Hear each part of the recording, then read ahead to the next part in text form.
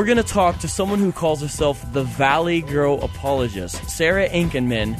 She also is involved with the ISWA, International Society for Women Apologetics. You're going to love this unique stuff. Well, the International Society of Women Apologetics basically started because I noticed there weren't a lot of women in the field, and we decided, maybe we should have a conference or something to get, some women more interested in seminary and things like that. And it ended up being that instead of having a conference, we just gathered all these women, and it just became this group of women that are kind of were pooling our resources, and we've created a curriculum, and we're just hoping that women can use the resources that we provide to equip themselves in apologetics. I know that not every woman can go to seminary, so it's just kind of to bring it to them on a personal level. Was it the seminary training that was the catalyst for getting together, or something else?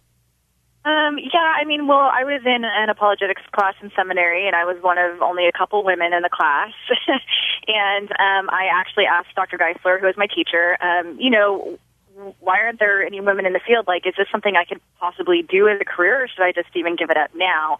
And he basically just started giving me this list of women that are in the field and doing, really well in their ministries, and actually all of them are now part of ISWA. So that's kind of how it started.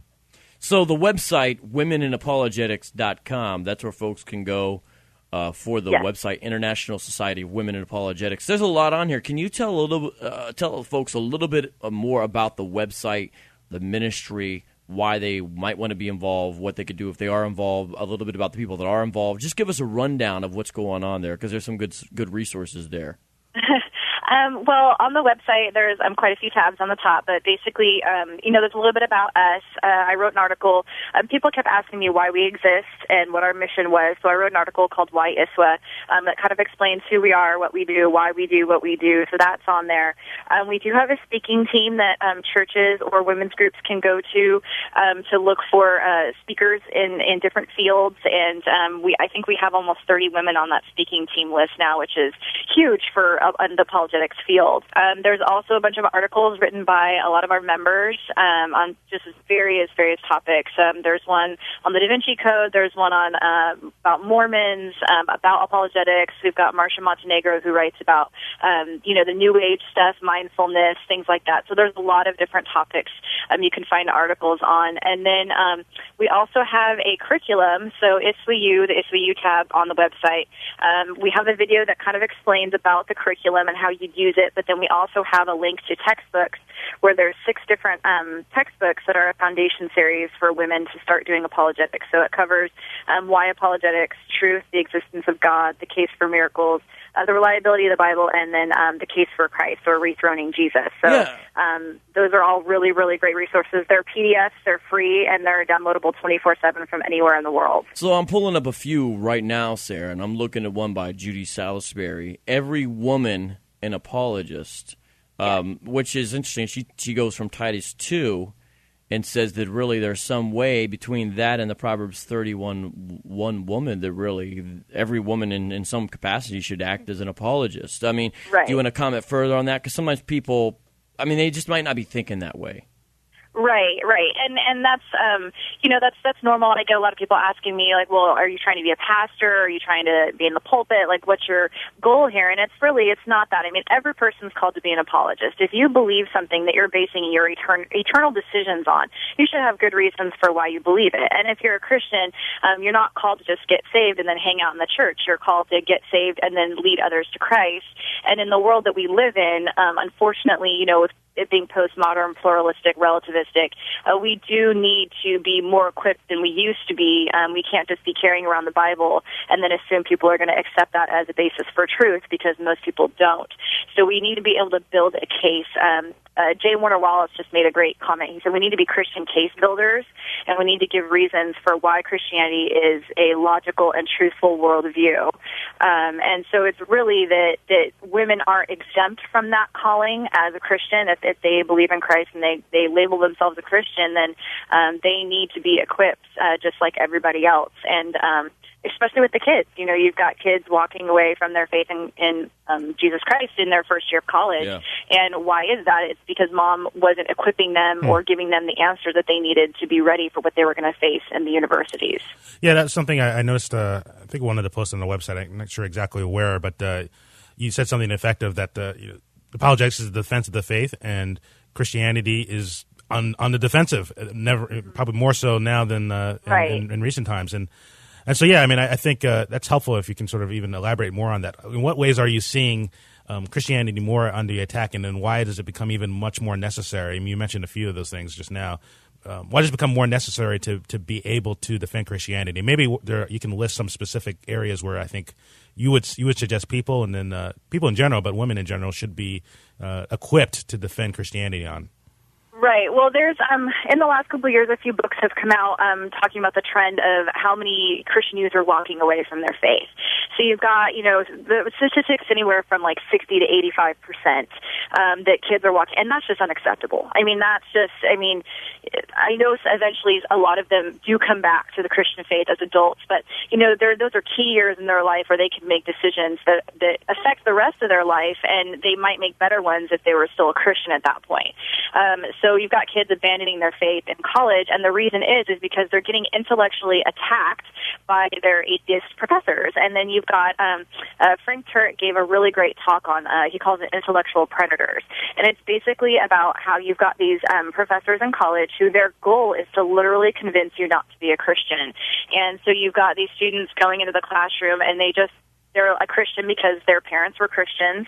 They may have grown up in the church, but they were never given reasons why they should believe in Christ. All they have is, all I have is my Bible, and as long as, whatever's in the basically, the problem is they have this thing called circular reasoning, where I believe in the Bible because the Bible says so. There's a lot of different professors. Like, I know one of the big one is Daniel Dennett. He's constantly saying that, we're trying to convince the kids to walk away.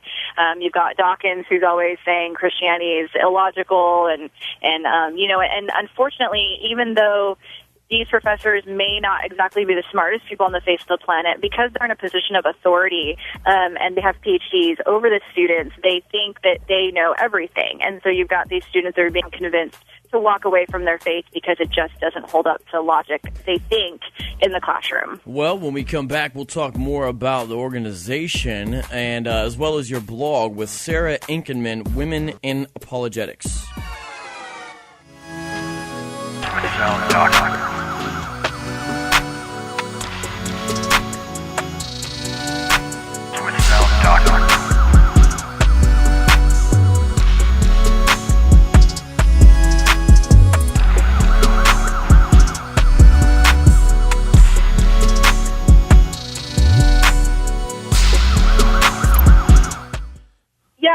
Really, basically every time I do a conference, we do have a mailing list that women can sign up for, and almost always I have pages and pages and pages of women that sign up for our information just because they want to be equipped. But also, one of the things we actually ask them on the mailing list sign up is why are you interested in this? What area specifically grabs your attention, and what do you want to know more about? And the second most popular answer is they want to equip their kids. The first one is that most of the time they just want general apologetics knowledge. They realize what kind of world we live in today, and they know that they need to be equipped. And then the second one is they need to equip their kids. So I do see a lot of women getting involved because they're seeing, a lot of them maybe have kids in college who are questioning their faith, or kids in high school that are questioning their faith. So they are seeing that there is a need. And so, that's definitely one of the top reasons women get interested in this topic. There's some practical things I like. This is, again, from the website, womeninapologetics.com, but I'm sure you could speak on this as well. There's an article called Front Door Apologetics there, and it actually brought up something that, I sort of thought of, but never really have codified it in this way, which is it's perhaps most likely that the person that will encounter the Mormon at the door or the Jehovah's Witness at the door is mom. And so it makes a lot of sense for them to be equipped even in that specific way. Do you want to comment more on that? Because some people might be like, well, I could hear people saying, what's the point? Which we don't agree with that at all. We think you've made the case. But can we go further down that line? This is a really practical issue. Sure. Yeah, actually, it's funny because I grew up with a lot of friends in youth group and church, and obviously I got more involved in theology and apologetics than they did. But I mean, randomly, I'll have my friends post things on Facebook that I'll follow, and I had a girlfriend who's, she's a stay-at-home mom, and she said, I had a Jehovah's Witness came to the door, and I felt like a bad Christian because I didn't know what to say to them. And, and I wrote back and I said, look, I was like, that's why we need to be equipped. I'm like, because you have these people who need the gospel, the true gospel, coming to your door. That basically God is dropping these people on your doorstep and saying, give them the truth, and you're not equipped to do so. And so, that's definitely a huge issue. Mom's home most of the time.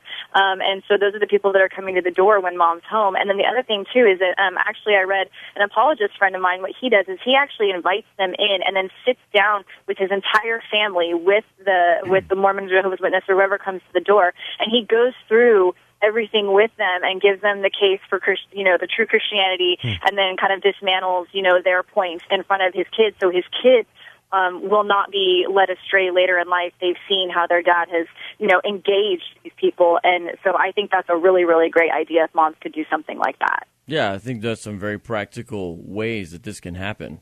Mm-hmm. What do you think? What do you find sort of the most beneficial? I mean, that's probably a broad question, but what are some of the most beneficial? What are some of the first things you would point people towards if they're sort of just dipping their toe in the water? I mean, when you say sort of defense of the faith, I mean, there's so many different directions you can go. Where do you begin to point people towards or help people think through that issue? Well, I mean, that's kind of why we started ISWU, because it's actually very basic. It's short for brevity's sake. Each book is only about 25 pages at the most. Some of them are as short as 13. They're really about the size of a magazine, so you could just read them really quickly, and they'll just give you basic information that you need to go through to kind of understand why this is important. And within that curriculum, we do explain, at each topic, this is why this is important. This is how it relates to the real world. But I mean, I would say that any basic book, like even Case for Christ by Lee Strobel, or a great one that just came out is Cold Case Christianity by J. Warner Wallace. So there are a few different things. Obviously, a classic like Mere Christianity by C.S. Lewis. There are a few things you can do to kind of dip your toes in. Maybe just attend an apologetics conference, something like that. So there are things you can do to kind of wade into the field. Well, when we come back, sir, we're going to have you break down one of maybe your favorite apologetic arguments based upon our previous conversation, something we've never done on this show. That's why when you said it, I said, oh, let's do that one, which is the argument from desire. So you have a small little break to get ready for that. We come back, we'll finish out the show with Sarah actually walking us through an argument that she enjoys, and I'm really looking forward to hearing it. Speaking with Sarah Ankenman of womeninapologetics.com, encourage you to check out the website during the break.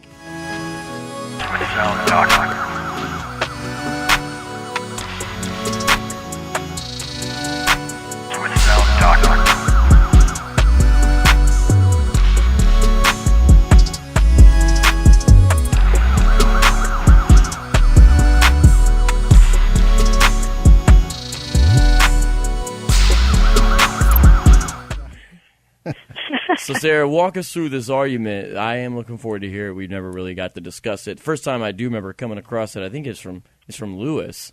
And but let's hear, what is the argument from desire, and why do you find it compelling? What is it? The argument from desire is basically just another argument for the existence of God. It basically states that, Peter Kreeft puts it this way. He says, every natural innate desire in us corresponds to some real object that can satisfy that desire. But there exists in us a desire which nothing in time, nothing on earth, or no creature can satisfy. And so basically he says that there must be something outside of time or outside of us that can satisfy that desire. And C.S. Lewis goes into it, and he basically says, we all have these longings, so there must be some type of fulfillment out there for these longings that we have as human beings. And Dr. Geisler actually calls this answer fulfillability. If you have a desire, if you have a longing for something, then there has to exist something that can fulfill that desire. So if we, as humans, throughout history, we've had a desire for a relationship with the divine, or we desire supernaturalism, or things that are outside of ourselves, a desire for magic, or it's really popular right now with the kids. I mean, in high school, they're craving the supernatural. You've got these young adult lit books that are coming out they're all about supernaturalism, and it's really just showing us that human beings, and especially youth today, are craving some type of relationship with the supernatural, and that shows us that there must be something that exists that can fulfill that desire. That's really helpful. I mean, let's sort of kick the tires on this a little bit. I mean, let's say someone would say to you, well, that's part of the problem, that this is sort of a failing of humanity, that what we need to do then is help people see that we don't need to desire the supernatural. That's sort of mythology that's sort of infected humanity, that we need to, what we need is science, right? Scientific fact. How would you begin to I don't believe in God, I believe in science. That's right. I don't have that clip, so I just had to say it. Okay, but yeah, let's answer the question. My bad. Basically I would answer them by saying almost, actually a lot of famous atheists have admitted that they haven't found a good answer for that. And, they're all... even Camus, he was like, there is something about this life that is so depressing because as an atheist, there's nothing that really fulfills that desire. And so even a lot of prominent atheists have come out and said, Freud has something about it, Camus has something about it, that really there's nothing that can fulfill that. And they've tried to use science, they've tried to use naturalism, but it really just doesn't fit. So, I mean, you could basically come back at them and say, well, even the proponents of what you believe have come out and said that, they do have this desire for something that they can't find a fulfillment for, even in science. Yeah, and it seems, it's interesting, so that nevertheless, it almost seems as people, even though that's failed, that project of trying to find something beyond, I think, what what Scripture points us to, towards the Christian God, it seems as if people still seem convinced, well, we'll find something eventually. I mean, it almost as if, well, science should fulfill that, and if it hasn't up to this point, that's sort of our fault. We just need to almost try harder. Right. But I mean, we can try all we want. But the reason that we all desire that is because we were all created in the image of God. Mankind was created in the image of God. And so once the fall happened and that rift happened, now it's like, now that's not fulfilled anymore. And we have that God-shaped hole. And we do have something that does need to be filled. And no matter how long they can do their whole lives, and it's still, that gap's not going to be fulfilled except by the person that made it. So, I just think that there's a lot of, you look at science, for example, and you look at how popular sci-fi is. You've got all these fandoms of things like Star Trek, Star Wars, and all these different things, and it's because they're hoping, they're praying that there's something else out there besides us, because this life isn't satisfying. And so, you can see even that they've got these poor substitutes that they're trying to use to fulfill that gap, and it just doesn't work. But you could still like Star Wars, right? And be so, a Christian. Oh yeah, of course. No, I'm a total. I know, we're just joking. Geek, we are too. So we're just. Do you think an unhealthy fascination with Star Wars and Star Trek would be a sign of not Pastor understanding Bob. the gospel? That's a shot at us, Sarah. Vocab and I are big Star Wars fans, so. So wait, you said you like Star Wars? Yes, I do. I love Star Wars. Awesome. Sarah, I was interested. You said there's a huge interest in the supernatural now. I just turned on my lightsabers.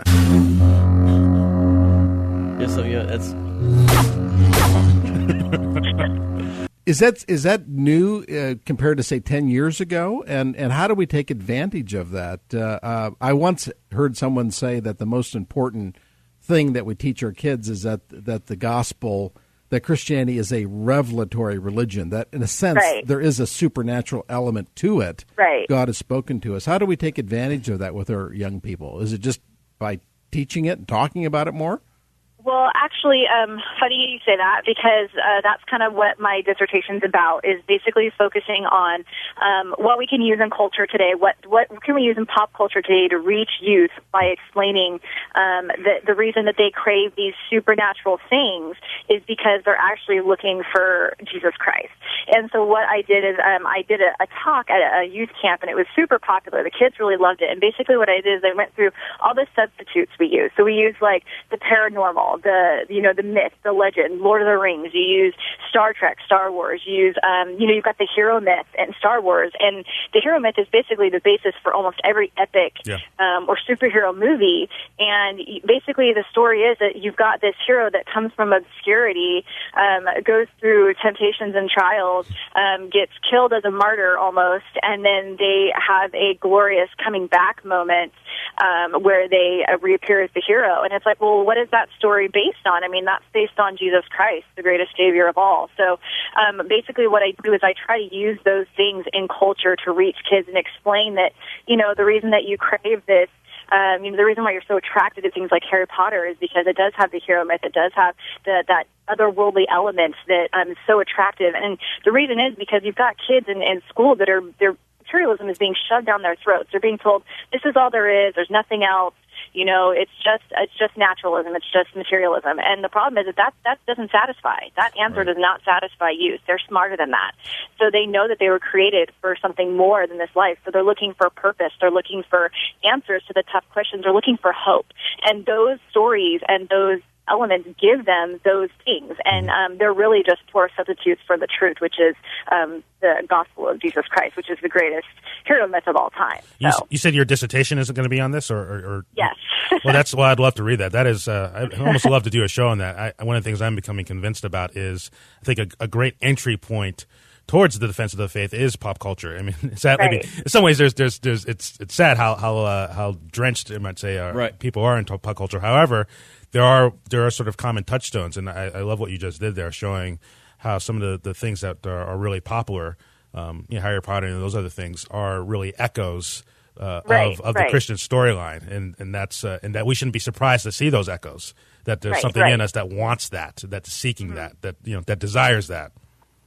Have you guys ever heard not Mars Hill, the audio series you gave me for Christmas that one time for Ramon, but Mars Hill, the church in Seattle?